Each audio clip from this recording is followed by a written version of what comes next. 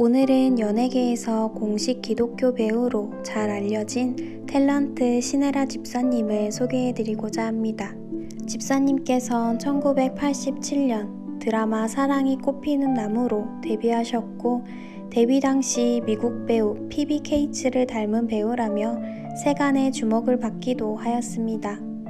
그 이듬해에 김수현 작가가 대본을 쓴 MBC 주말 드라마 사랑이 뭐길래에서 여동생 역할을 맡았는데, 이 드라마가 대히트를 기록하여 언니 역할의 하이라와 전국적 인지도를 얻었습니다. 이후 MBC 미니시리즈 사랑을 그대 품 안에의 여주인공을 확정지으며 그야말로 톱스타의 자리에 올랐습니다. 현재 기준으로도 30년차 이상의 대배우이지만 최근엔 신박한 정리, 금쪽 같은 내 새끼에서 주연 MC를 맡아 대중과 더욱 가까이 소통하고 있으며 요즘 젊은 사람들에겐 차인표의 아내로도 알려져 있습니다. 그렇다면 신혜라 집사님께선 어떻게 하나님을 믿게 된 것일까요?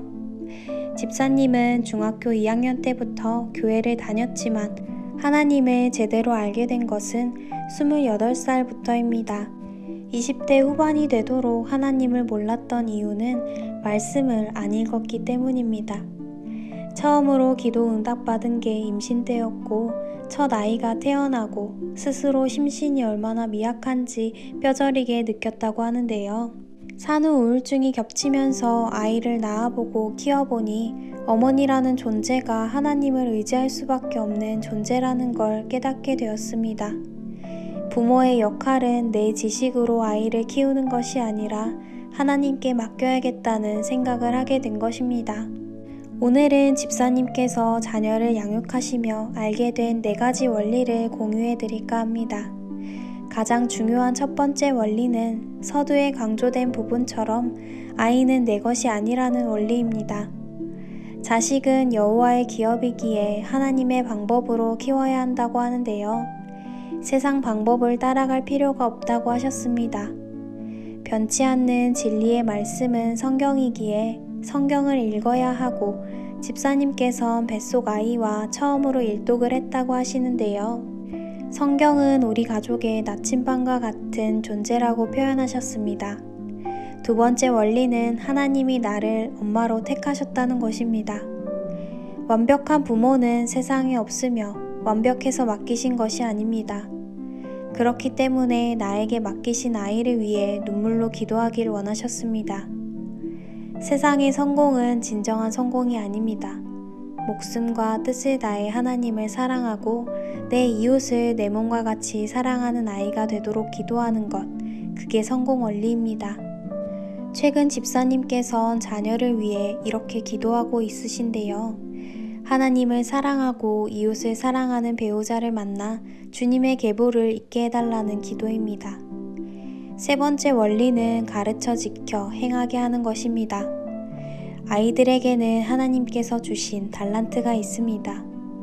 그 달란트를 찾고 특별함을 개발할 수 있도록 부모가 서포트를 해주어야 하며, 자녀의 능력이 하나님을 전하는 것에 사용되기를 원하셨습니다. 마지막은 믿음의 유산입니다. 항상 기뻐하고 쉬지 말고 기도하며 범사에 감사하는 믿음을 기본 바탕이 되어야 한다고 하시는데요. 집사님께선 성경적 양육은 노아가 방주를 짓는 것과 같다고 표현하셨습니다. 오래 걸리고 비웃음거리가 되며 미쳤다는 소리를 들을 수도 있습니다.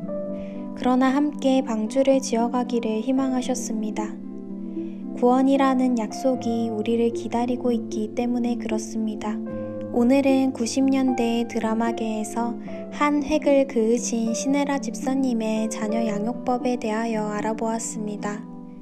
마지막으로 집사님께서 강조하신 부모와 아이들 모두에게 전하고 싶은 메시지를 끝으로 간증을 마치겠습니다. 즐거운 하루 보내세요. 갈 때는 순서가 없습니다. 오늘이 될지 내일이 될지 10년 뒤가 될지 아무도 모릅니다. 하지만 누구에게나 마지막 순간이 있습니다. 마지막을 다하는 순간에 우린 끝이 아닙니다. 하나님과 1대1로 독대할 날이 있다는 것을 아는 사람과 모르는 사람의 인생은 너무 다릅니다. 분명 그날이 있습니다. 그때 하나님 앞에 가서 하나님 뜻대로 살다 왔다고 하고 싶은 것처럼 아이들에게도 그날이 있음을 알려주고 싶습니다.